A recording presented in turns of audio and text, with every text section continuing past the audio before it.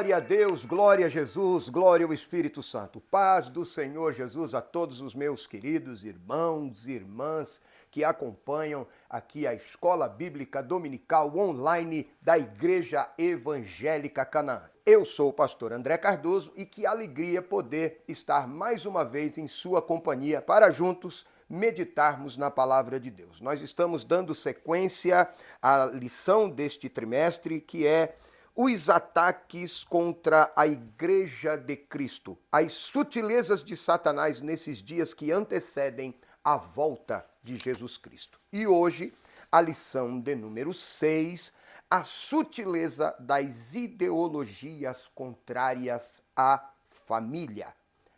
A sutileza das ideologias contrárias à família. Antes, porém, me permita deixar aqui uma palavra de gratidão a Deus pela nossa igreja, por todo o trabalho de mídia da nossa igreja, o irmão Eri, irmão Naldo, enfim, toda a equipe, a missionária Melissa, toda a equipe que está aqui dedicada, trabalhando em prol desta causa de levar o ensino e estudo da palavra de Deus até você. A gratidão também se estende, obviamente, aos nossos pastores, pastor Rogério Pardini e Anderson Moraes, que conduzem o trabalho da obra de Deus aqui na Igreja Evangélica Canaã, pela oportunidade e privilégio de estarmos aqui e poder nos dirigir a você, irmão e irmã. Então, vamos orar e logo em seguida estaremos dando sequência a esta lição. Senhor Deus, em nome de Jesus, eu quero te agradecer por esta oportunidade mais que o Senhor nos concede de estarmos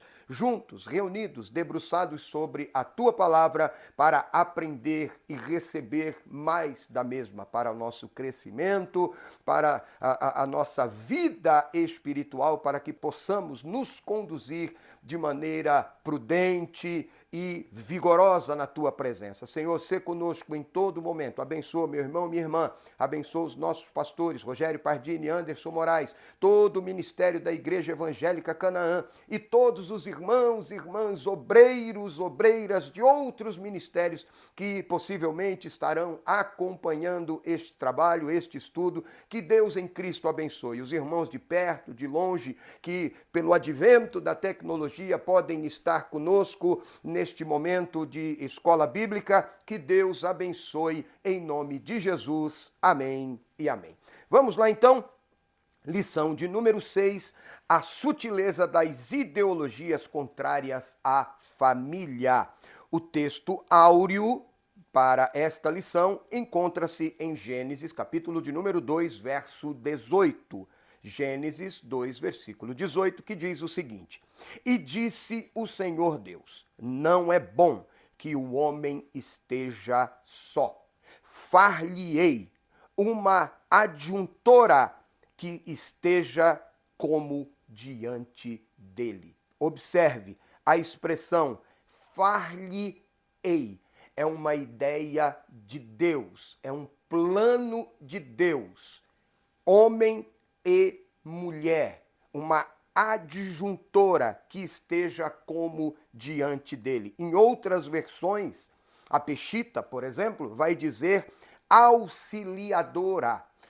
Versões mais contemporâneas, como a Bíblia, a Mensagem, vai trazer a expressão companheira, far-lhe-ei uma companheira. E a Nova Bíblia Viva, com uma linguagem ainda mais contextualizada, vai dizer, e far-lhe-ei uma companheira auxiliadora, uma que esteja ao seu lado como companheira para auxiliá-lo, para ajudá-lo em todas as coisas. Amém? A verdade prática diz assim: dentre os muitos perigos da sociedade contemporânea, que a sociedade contemporânea enfrenta, estão aqueles de natureza ideológica, que planejam destruir a família. Ideologias, conjuntos de ideias que buscam expressar uma verdade ou pseudo-verdade, ou um conjunto de verdades que dê base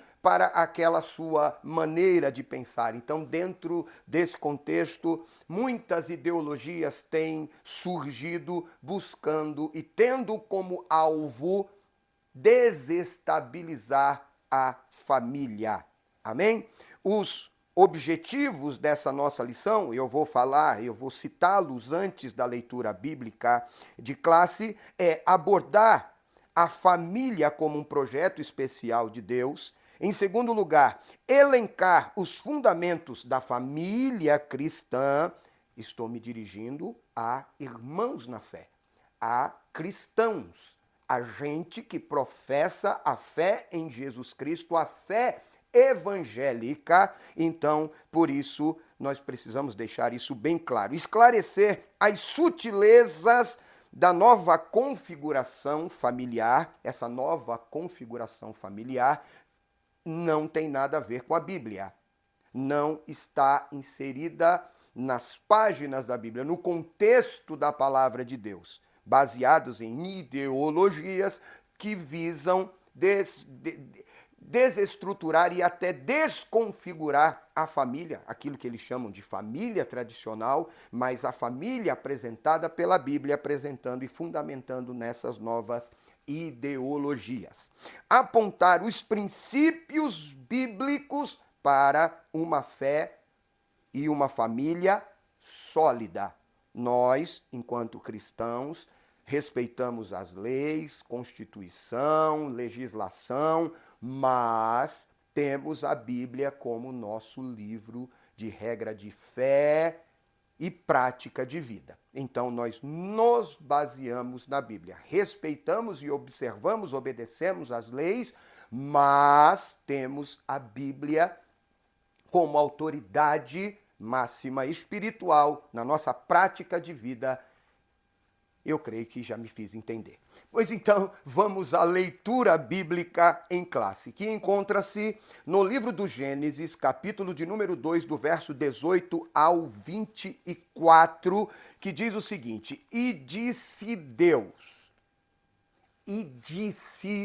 Deus, não é bom que o homem esteja só. Far-lhe-ei uma disjuntora que esteja como diante dele.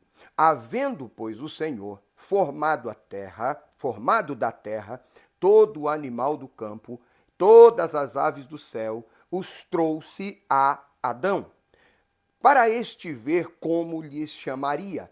E tudo o que Adão chamou, e toda a alma vivente, isto foi o seu nome.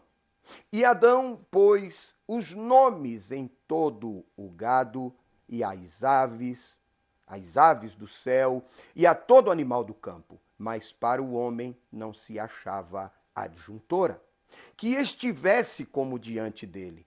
Então o Senhor Deus fez cair um sono pesado sobre Adão, e este adormeceu. E tomou uma das suas costelas, e cerrou a carne em seu lugar. E da costela que o Senhor Deus tomou do homem, formou a mulher e trouxe-a a Adão. E disse Adão: Esta é agora osso dos meus ossos e carne da minha carne.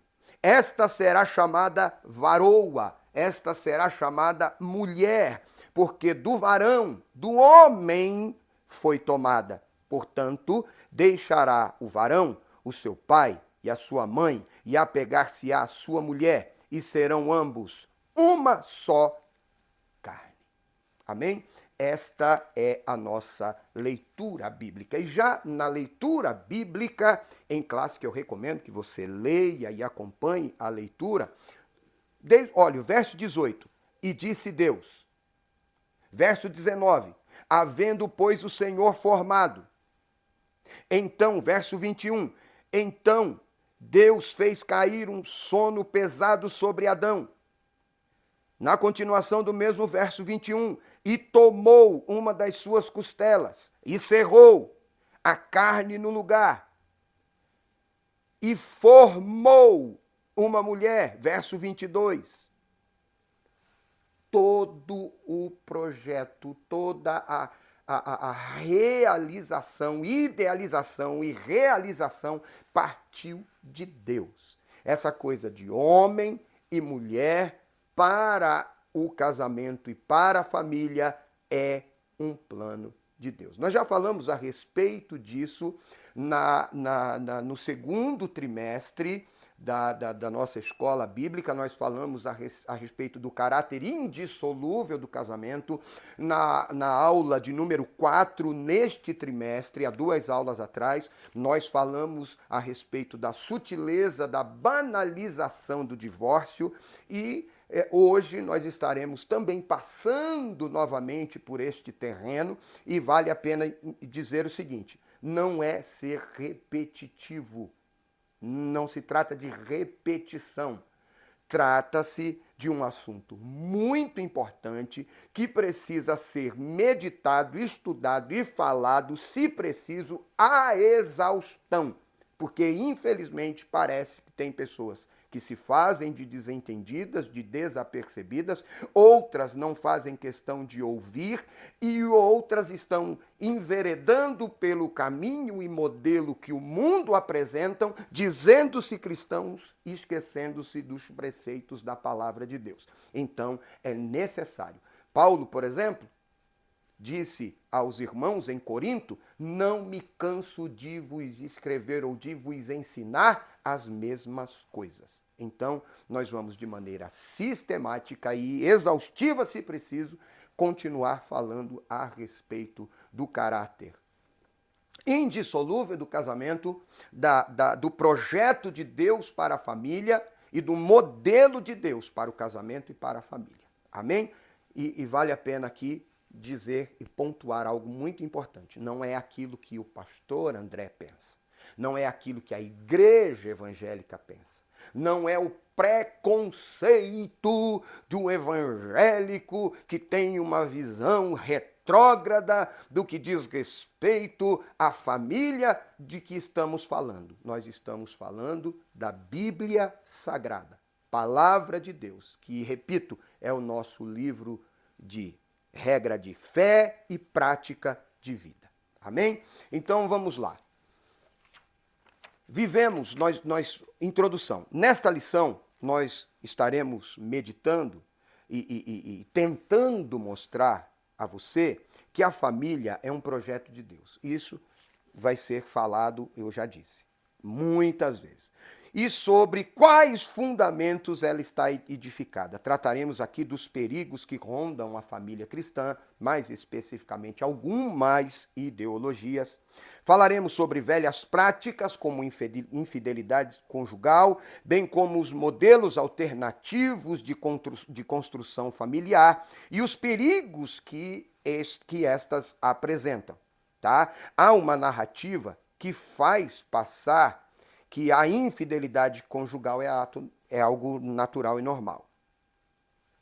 Há outra ideologia, outra narrativa que diz que o modelo bíblico tradicional é ultrapassado e que este não é o único. Repito, como nós temos a Bíblia como livro de regra de fé e prática de vida, nós temos na Bíblia o padrão. Então, não consideramos de maneira alguma ultrapassado o modelo de família apresentado pela Bíblia. Por outro lado, os pais também, nós vamos falar sobre isso, os pais devem ter cuidado no que diz respeito à educação e criação dos seus filhos, porque algumas destas ideologias miram especificamente na criança, no adolescente, promovendo distorções com base em ideologias, das quais falaremos aqui, e tentam distorcer a sexualidade e valores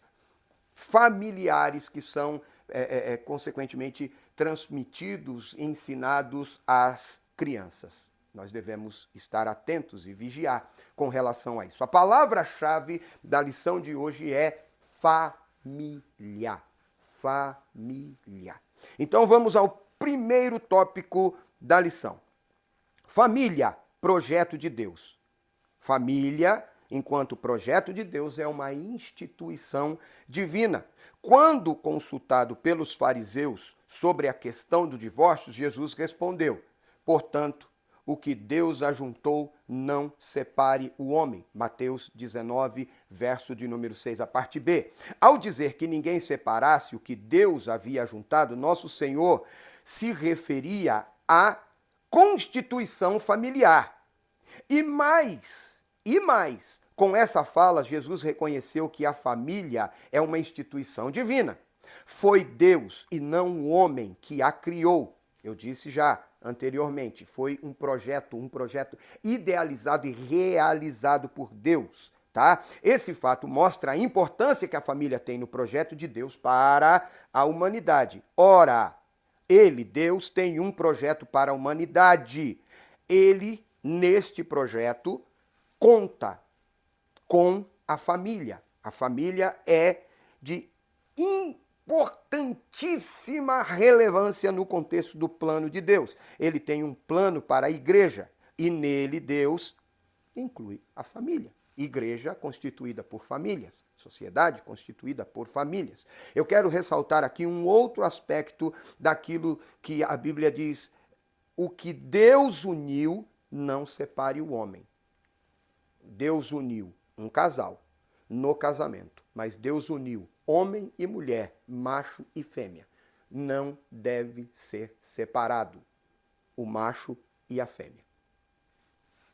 Isso segundo a Bíblia, tá bom? Repito, não é, e falo isso com muito respeito e entendendo os dias em que vivemos, mas é o que a Bíblia diz. Diz não apenas em Mateus capítulo 19, verso 16, mas diz em Gênesis 2, 24, Mateus 19, 5, Marcos 10, versículos 7 e 8, 1 Coríntios 6, 16 e Efésios capítulo 5, verso 31. Referências sobejas acerca disso. Do caráter monogâmico, indissolúvel e na questão da sexualidade, homem e mulher, macho e fêmea. O que Deus uniu, não separe o homem. Este é o modelo, segundo a Bíblia e segundo aquilo que acreditamos. Em segundo lugar, a célula máter da sociedade. Família, a célula máter da sociedade. No contexto social, a família é a primeira instituição a ser estabelecida. Gênesis 2:24. Ela é a célula máter, ou seja, você já ouviu esta expressão. Família, célula máter da sociedade. O que é isso? O que significa? Significa dizer que na base da sociedade está a família. Máter explicando muito rapidamente, é aquilo que tem a função de gerar. Vem de maternidade. Célula máter, o principal meio social do ser humano. É o primeiro contato com aquilo que nós podemos chamar de sociedade, a família. Tá? Então vamos lá. Na verdade, não poderia haver sociedade ou vida social sem a existência da família. Isso por alguns aspectos. Primeiro, quando Deus cria homem e mulher e diz: multiplicai, frutificai, multiplicai, encher a terra. Isso só é possível na união entre um homem e uma mulher. Teologicamente e cientificamente. E o contexto de sociedade também vem a partir da família. Como já disse, é o primeiro contato que o ser humano tem com aquilo que nós conhecemos como sociedade. Em primeiríssimo lugar, isto se dá na família. Valores como respeitar pai e mãe, honrar pai e mãe, como a Bíblia registra, observar princípios morais, tudo isso vem a partir da família. Esse fato é de suma importância para interpretar corretamente qualquer fenômeno social. Não há dúvida de que essa degradação ou desagregação da família moderna está no topo dos principais problemas ora presenciados. Dos principais problemas sociais presenciados. Famílias desestruturadas, sociedade desestruturadas, indivíduos. E aqui vale uma observação.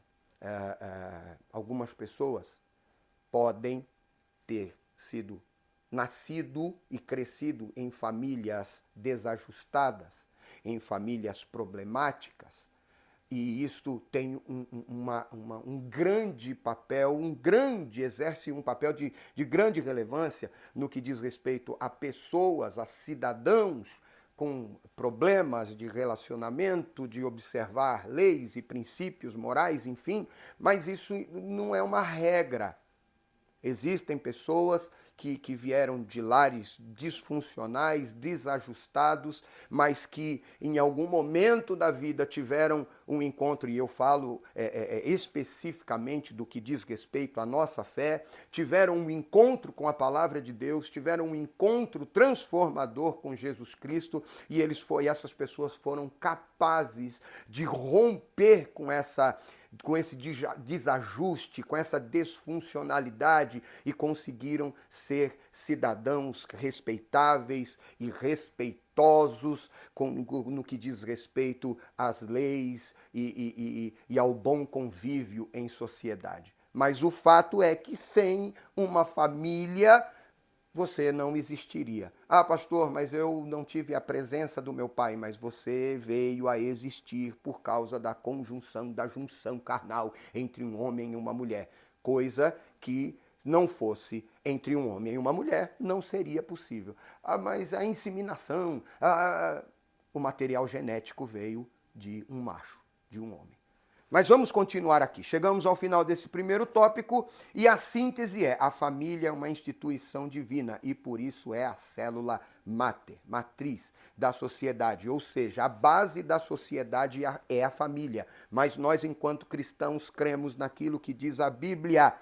Cristo é a pedra que sustenta tudo e todas as coisas. Ele disse a Pedro: sobre esta pedra edificarei a minha igreja. E este, mais tarde, em Atos, capítulo de número 4, verso de número 11, vai dizer: a pedra que foi rejeitada por vós, os edificadores, a qual foi posta como pedra angular. Não querem admitir, não querem aceitar, mas Jesus é a base que sustenta a igreja, as famílias e a sociedade. Por isso, os ataques constantes e sistemáticos à família, visando também desestruturar a igreja e, assim, famílias doentes, igreja doente. Igreja fraca, famílias fracas, sociedade fraca. Esta é a equação. Vamos continuar, então. Vamos ao segundo tópico da nossa lição: os fundamentos da família cristã. O casamento, primeiro fundamento da família cristã é o casamento monogâmico heterossexual. Monogâmico e heterossexual. Este é o modelo bíblico. Repito, não é uma invenção dos pastores nem da igreja. Está nas páginas da Bíblia Sagrada. No contexto do Novo Testamento, o casamento é monogâmico. Isto é, o indivíduo só pode ter um cônjuge, um homem para uma mulher. Adão para Eva, Eva para Adão. Você para sua esposa para você. André para Simone, Simone para André. Nosso amigo Eristeu para a irmã Ivani para o irmão Eristeu, nosso querido irmão Eri, que está por detrás da câmera. Louvado seja Deus. Um homem para uma mulher. Este é o modelo. A poligamia era muito praticada no mundo antigo. Inclusive no contexto do Antigo Testamento. Contudo, no Novo Testamento, o princípio da monogamia não era apenas ensinado, mas, sobretudo, exigido.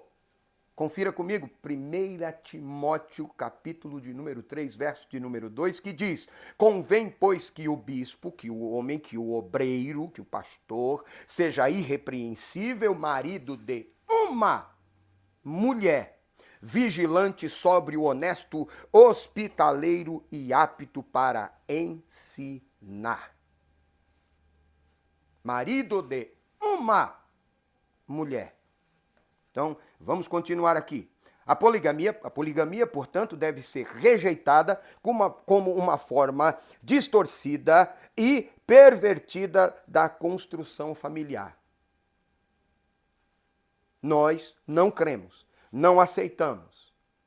Nem nos termos do Antigo Testamento, quando a segunda ou a terceira não levavam o título de esposa, mas de concubina, que não era prostituta.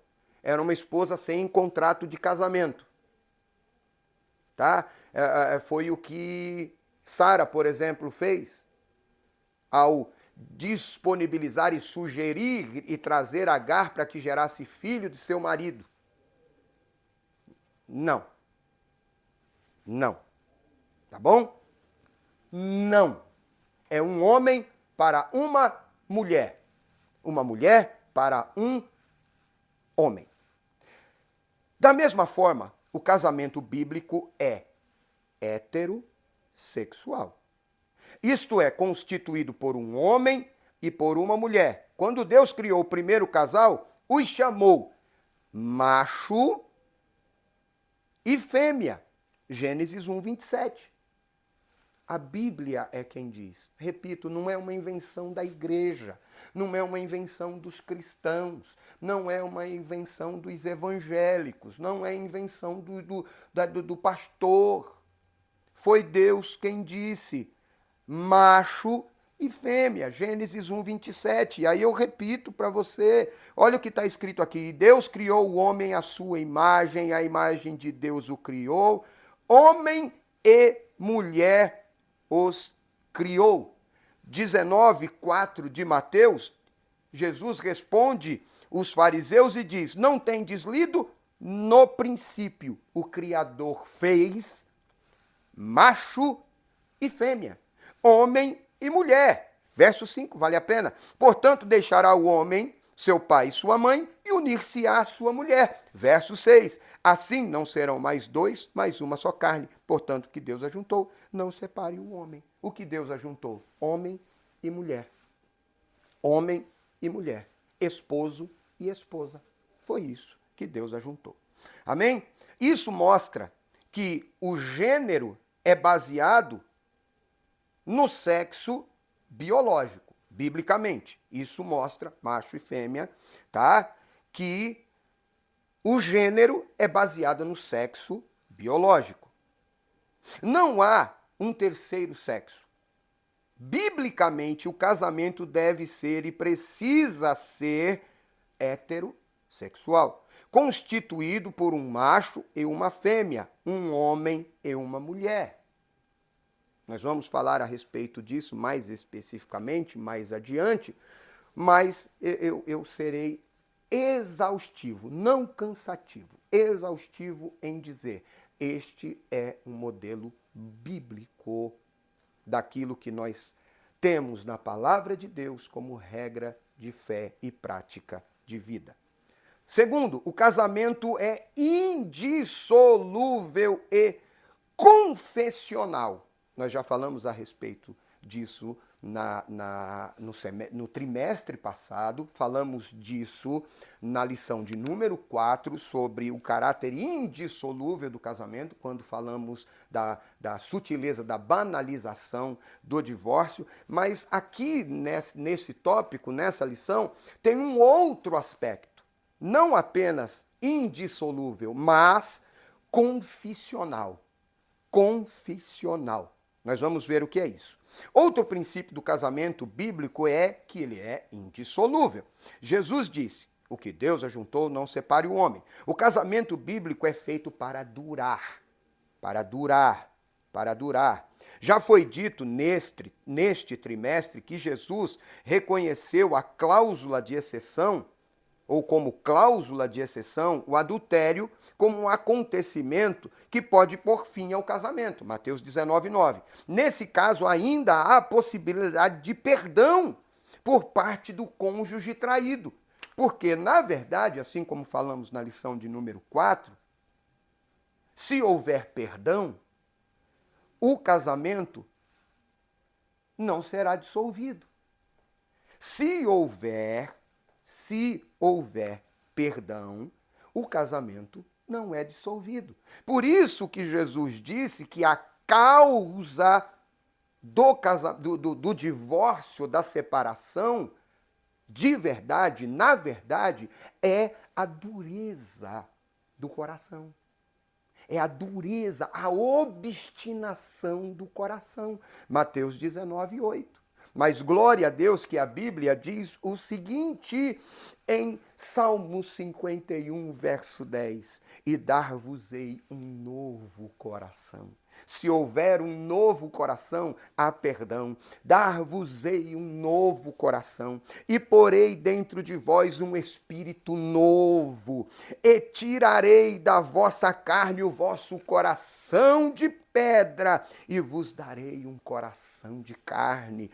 Isto também, Ezequiel, no capítulo 36, verso 26, aparece novamente. Se houver um novo coração, há o perdão, e se houver o perdão, se houver a reconciliação, não há separação e nem dissolução daquilo que Deus uniu. A minha oração nessa tarde é que você, eu, nós todos recebamos um novo coração, pronto a perdoar, pronto a abraçar, pronto a reconciliar. Não estou falando só e apenas da questão da infidelidade, da traição, da prostituição. Não, eu estou falando da dureza de coração em todos os aspectos, não é? A incompatibilidade de gênios, a diferença de propósitos, e isso é algo muito sério, porque quando a gente pensa em julgo desigual, logo nós pensamos em uma pessoa crente em Jesus Cristo e uma pessoa descrente.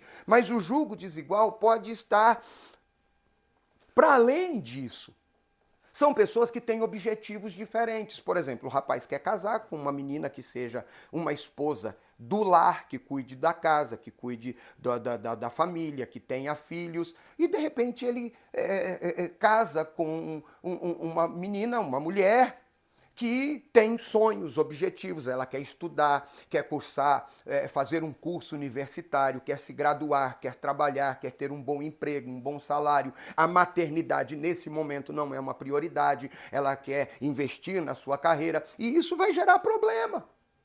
Isso vai gerar problema. Ele, por exemplo, tem uma chamada para o ministério, ela não tem. Ela tem uma chamada para o ministério evangélico, ele não tem. Isso tudo vai trazer desavença e pode fazer com que o casamento se dissolva. Mas isso só ocorrerá, só acontecerá por conta da dureza do coração. Mas se houver, e se você se permitir ser tocado por Deus e receber um novo coração do Pai, Ele fará novas todas as coisas e o seu relacionamento, o seu casamento triunfará, apesar de você, apesar de vocês e apesar das dificuldades, para a glória de Deus em nome de Jesus.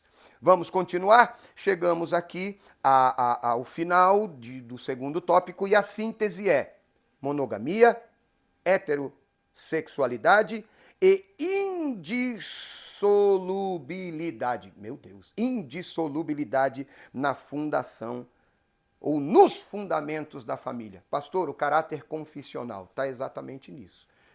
Dos pensamentos se convergirem, de vocês terem objetivos em comum, do casal ter objetivos em comum. Monogâmico, heterossexual e confessional. Tá bom? Terceiro tópico da nossa lição de hoje: a sutileza da nova configuração familiar. A sutileza da nova configuração familiar. Me permita.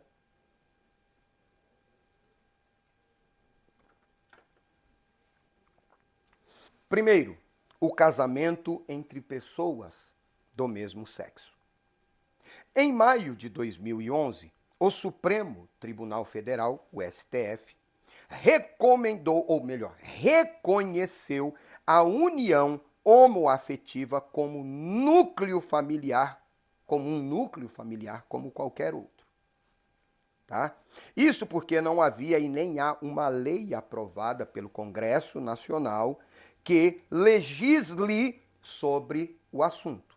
Não há uma lei aprovada no Congresso Nacional que legisle sobre o assunto. E aí então entra o STF e reconhece a união homoafetiva como um núcleo familiar. Isto para garantir alguns direitos, ou garantir direitos a pessoas que tivessem o seu parceiro homoafetivo. Tá bom? A partir do entendimento firmado pelo STF, em maio de 2011, o Superior Tribunal de Justiça, o STJ, determinou em outubro daquele ano que o mesmo reconhecimento se aplicava para os casamentos entre pessoas do mesmo sexo. Para evitar a falta de reconhecimento nos cartórios, o Conselho Nacional de Justiça publicou uma resolução em que regulamentava os trâmites e proibia os cartórios de recusar a celebração de casamento civil e a conversão da união estável em casamento entre pessoas do mesmo sexo. Isso foi determinado pelo STF, pelo STJ, pelo CNJ, e nós, enquanto cidadãos, compreendemos, respeitamos. Isso foi para a garantia de direitos e proteção dessas pessoas. Porque imagina, você certamente conhece alguém, eu conheço, tenho amigos, que tomaram essa decisão por uma união homoafetiva. Imagine ficarem juntos, conviverem juntos 10, 15, 20 anos, construírem algo e vindo um deles a falecer ou havendo o rompimento entre eles. Tudo aquilo que foi construído junto, o que será feito daquilo? Então nós entendemos isso. Isso não tem a ver com o que nós cremos e que diz respeito à palavra. Isso tem a ver com garantias de direitos do cidadão. Eu e você somos cidadãos, temos direitos e obrigações como cristãos, os que professam outra religião, outra fé, outro credo, e pessoas em relações homoafetivas também têm direitos, assim como obrigações, têm direitos como cidadãos e eles têm que ser respeitados. Nós entendemos perfeitamente isso, tá bom? Repito, não tem a ver com aquilo que nós cremos e que está na palavra de Deus, tá bom? Isso é uma coisa, isso diz respeito à legislação, isso tem a ver com direitos e determinações, e isso não tem nada a ver com fé. Eu estou falando de direito, legislação, tá bom? Então vamos lá. Essa nova configuração familiar dada pela justiça brasileira provocou reações entre os cristãos, principalmente entre os evangélicos e alguns católicos, irmãos católicos mais conservadores. Obviamente, não foram só os evangélicos, tá bom? Ora, entendemos que a família é formada, segundo a palavra, segundo a Bíblia Sagrada, entendemos que a família é formada por homem e mulher, conforme definida na Bíblia. E olha só, eu estou insistindo em dizer que é conforme a Bíblia, conforme a palavra, não é uma questão de ter medo de processo. É uma questão de confissão de fé e também por respeito aos nossos irmãos, amigos, que fizeram essa opção. Tá bom? Só por isso. A Bíblia é quem determina, a Bíblia é quem orienta, a Bíblia é quem fala que o casamento é entre pessoas de sexo oposto, homem e mulher. Gênesis 2:24. O próprio Jesus afirmou que no princípio fez Deus macho e fêmea. Já li hoje aqui, Mateus 19:4. Vamos lá. Segundo, a sexualidade não binária. Aí começa a dar um nó na minha cabeça. Eu já sou um senhor de 50 anos. Um jovem senhor, na verdade, mas já de 50 anos. Algumas expressões eu não estou assim muito habituado. Eu tive que consultar na internet e consultar algumas fontes para poder estar falando a respeito disso aqui com vocês. Sexualidade não binária. Uma pessoa não binária, para você entender, é aquela que não se percebe como pertencendo a um único gênero. Ela não se percebe homem, nasceu homem, mas se percebe mulher, nasceu mulher, mas se percebe homem, ou não se percebe nem homem nem mulher. Ora, se percebe os dois. Vamos continuar. Nesse aspecto, ela acredita que a expressão de gênero não se limita ao sexo masculino ou feminino. Essa pessoa é genderqueer. Espero que esteja correta a pronúncia. Peço desculpas se estiver errada. Assim, uma pessoa não binária pode achar que não é homem ou mulher. Nesse caso, teria uma ausência de gênero. Ou ainda pode achar que é as duas coisas ao mesmo tempo. Isso significa que, mesmo tendo um órgão genital de determinado sexo, não se reconhece dentro deste gênero. Evidentemente, isso contradiz a forma de expressão da sexualidade conforme revelada na Bíblia. Pois Deus, e a palavra, nós já lemos isso, Gênesis 1, 27, Gênesis 5, 2, Mateus 19, 4, Deus fez macho e fêmea. Leia também depois Levítico, capítulo de número 18.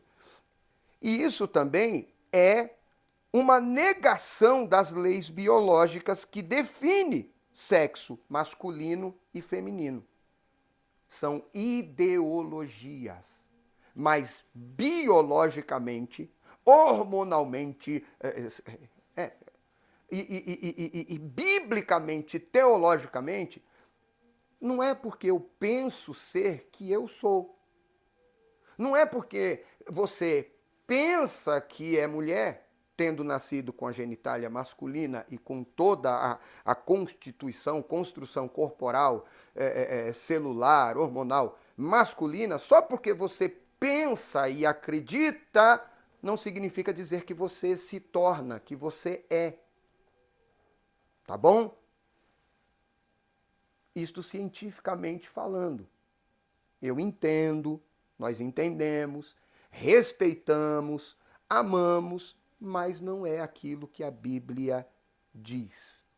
E em Levítico, capítulo 18, em suma, o capítulo 18 vai dizer que os que são de Deus, que seguem a Deus, que estão acompanhando o povo de Deus, eles não devem se contaminar com nenhuma das abominações praticadas pelas nações e povos que não conhecem a Deus, gentios, ímpios, enfim. Nós devemos observar a palavra de Deus e andar segundo a palavra de Deus. Chegamos ao final do terceiro tópico e a síntese é: a nova configuração familiar se caracteriza pela normalização do casamento entre pessoas do mesmo sexo e da sexualidade não binária. E isto não é o nosso padrão, o padrão que a Bíblia estabelece, mas foi colocado aí e foi determinado pelas instituições que deve ser observado. Tá bom? Quarto e último tópico: princípios bíblicos para uma família sólida. Primeiro, o papel dos pais. Não é papel da escola instruir os seus filhos no que diz respeito à sexualidade e à moral, aos princípios. Os filhos vão para a escola para serem preparados academicamente, para adquirir conhecimento. A educação ainda continua sendo de responsabilidade dos pais. Portanto, não terceirize aquilo que é de sua responsabilidade. Eu estou encrencando com você. Não terceirize aquilo que é de responsabilidade sua. Educar o seu filho. Professor e professora, prepare o teu filho academicamente. Só. Os pais têm um papel preponderante na base da formação familiar. Os pais, macho e fêmea, ajudadora, auxiliadora, idônea. É responsabilidade dos dois. Educar é com a mãe. A minha responsabilidade é colocar comida no prato. Não. É colocar comida na mesa. Não. Você tem responsabilidade de educar teu filho também, de conversar, de instruir, de inculcar nele a palavra de Deus. Continuando. E isso está muito claro em Deuteronômio, capítulo de número 6, verso de número 9, que diz assim: estas palavras te ordeno, estarão no teu coração, e as intimarás aos teus filhos, e dela falarás assentado em tua casa, e andando pelo caminho, e deitando-te e levantando-te, também as atarás por sinal na tua mão, e te serão por testeira entre os olhos, e as escreverás nos umbrais da tua casa e nas tuas portas. A educação dos filhos, portanto, deve tomar como princípios os valores ensinados pela palavra de Deus. Leia na sua Bíblia Provérbios de número 1, Provérbio 1, verso 8 e 9. Provérbio 8 e 9. A crise atual da família é uma crise de valores. Onde há a desestruturação familiar, a ausência de valores fortes que predominam o desenvolvimento da família. Nesse aspecto, de alguma forma, os pais falham em transmitir ou incutir na formação dos filhos aquilo que os definiria como verdadeiros cidadãos do céu. Pai crente, mãe crente, um alerta para você. Venha para a igreja, não deixa teu filho na casa da vovó, não deixa teu filho na casa da titia, do priminho. Traga seu filho para a igreja. Nós temos pessoas capacitadas para instruir o seu filho. Ensina o menino no caminho que deva andar. Traga para a igreja, habitue-o, faça com que ele esteja habituado ao ambiente do culto, com que ele se familiarize com a palavra. Realize no seu lar, na tua casa, os cultos domésticos. Ou você é do tipo que vem para a igreja, chega em casa, guarda a Bíblia e deixa seu filho num quarto, na sala, na internet, com um computador ou com um smartphone, um celular, com um tablet, não sei, e você vai para a televisão, tua esposa vai para outra televisão, no outro cômodo, e o teu filho fica jogado dentro de casa, você não tem a prática do culto doméstico, da oração em família. Que valores você tem ensinado para o teu filho? Ou, repito, você tem terceirizado? Você tem franqueado a responsabilidade que é sua a outro. Continuando, no meio dessa guerra cultural, na qual se procura a desconstrução da identidade cristã, não dá para ser neutro. Você está entendendo? Televisão, internet, jornal, entretenimento, tudo, quase tudo hoje, vem trazendo coisas, ideologias que são contrárias àquele modelo de família que a Bíblia reconhece e ensina. E você não pode ficar neutro, porque se você não ensinar teu filho na tua casa, o mundo irá fazê-lo. E depois você vai vir para a igreja pedir ajuda. E aí eu quero falar da contradição de alguns cristãos. Ora para que Jesus livre filhos de irmãos das drogas, mas ele é a favor da liberação das drogas. Aí amanhã o filho estará se drogando e ele estará pedindo oração para que Deus liberte o seu filho das drogas. Não acredita em ideologia de gênero, mas aprova e vota, por exemplo, em gente que pratica e que quer impor isso na sociedade e depois vai pedir oração para o pastor, porque o filho tomou um caminho diferente daquilo que foi idealizado por ele. Então, por favor, irmão, você não tem como ser neutro. E não vos conformeis com esse mundo, mas transformai-vos pela renovação do vosso entendimento, disse o apóstolo Paulo. Todos os pais compromissados com a família e a sociedade no qual vivem têm o dever moral de dar a conhecer a seus filhos o que Deus estabeleceu como modelo. Tem a obrigação. Vamos lá. O papel da igreja nessa coisa toda. O papel da igreja é o último tópico. Alguém já disse que famílias fortes fazem igrejas fortes.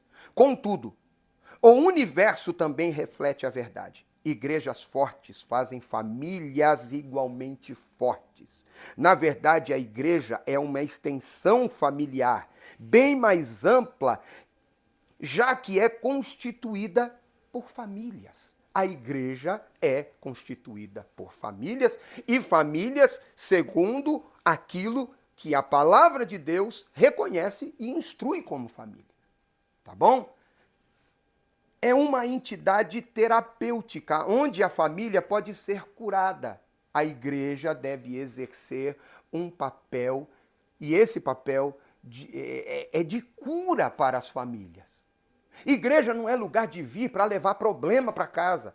Igreja é lugar para ser curado desses problemas e levar vida para sua casa. Mas aí tem um outro complicador, porque tem gente que vem doente e quer deixar a igreja doente. Quer contaminar as pessoas. Tem gente que se infiltra na igreja, que nunca teve compromisso com a palavra da verdade, que se desviou do caminho, que caiu do caminho, apostatou-se da fé e deu ouvido a ideologias malignas, perversas e quer introduzi-las na igreja. O sangue de Jesus tem poder e que nos guarde destas pessoas, verdadeiros lobos em peles de cordeiro, que querem desestruturar, minar a igreja. Mas foi Jesus quem disse: as portas do inferno não prevalecerão contra a igreja de Jesus Cristo. É missão da igreja também curar uma sociedade doente. Veja o que diz 1 de Pedro, capítulo de número 2, verso 9 e 10. Mas vós sois geração eleita, sacerdócio real, nação santa, o povo adquirido para que anunciais as virtudes daquele que vos chamou das trevas para a sua maravilhosa luz. Olha o verso 10, que coisa linda. Vós que em outro tempo não erais povo, mas agora sois povo de Deus, que não tenhais alcançado misericórdia, mas agora alcançaste misericórdia. Vamos ler também o 11. Amados, peço-vos como peregrinos e forasteiros, que vos abstenhais das concupiscências carnais, que combatem contra a alma, tendo o vosso viver honesto entre os gentios, para que naquilo que falam mal de vós, como de malfeitores, glorifiquem a Deus no dia da visitação, pelas obras que em vós observem. Nós podemos, nós devemos ser diferentes e mostrar para esse mundo adoecido e chagado pelo pecado que é possível viver uma vida diferente dessa, de romper com essas ideologias, de romper com a malignidade e viver uma vida santa e reta na presença de Deus. Uma família cristã sadia tem uma forte base espiritual. A igreja faz parte da sua vida. Isso significa que uma família forte faz parte ativamente da igreja. Evidentemente que os filhos devem ser criados nesse contexto, onde os valores cristãos são transmitidos e preservados com muito zelo. Chegamos ao final desse tópico da nossa lição e a síntese é: os pais e a igreja têm papéis importantes na manutenção dos valores da família. E a conclusão é, chegamos ao final de mais uma lição. De uma lição bíblica. Vimos que a família está sob ataque. Por isso devemos nos posicionar. Chega de neutralidade. Desvios sutis procuram destruir o projeto da família tradicional. Velhas práticas, como a do adultério, estão sendo vendidas para as famílias como normal. E até mesmo necessárias para turbinar o relacionamento. O sangue de Jesus tem poder. Um engodo do diabo. Nesse contexto de desconstrução familiar, os pais devem mais do que nunca afirmar e inculcar nos filhos os valores da fé que uma vez foi entregue aos santos. Chegamos ao final e nós esperamos você para a lição de número 7 da nossa Escola Bíblica Dominical online. Até a próxima, permitindo Deus. Que o Senhor, Deus te abençoe e te guarde. Que o Senhor faça resplandecer o seu rosto sobre ti, tenha misericórdia de ti. Que o Senhor sobre ti levante o seu rosto e te dê a paz. A paz de Deus que excede todo entendimento, guarde a sua vida. Guarde os seus sentimentos em Cristo Jesus. Até a próxima, permitindo Deus. Amém e amém.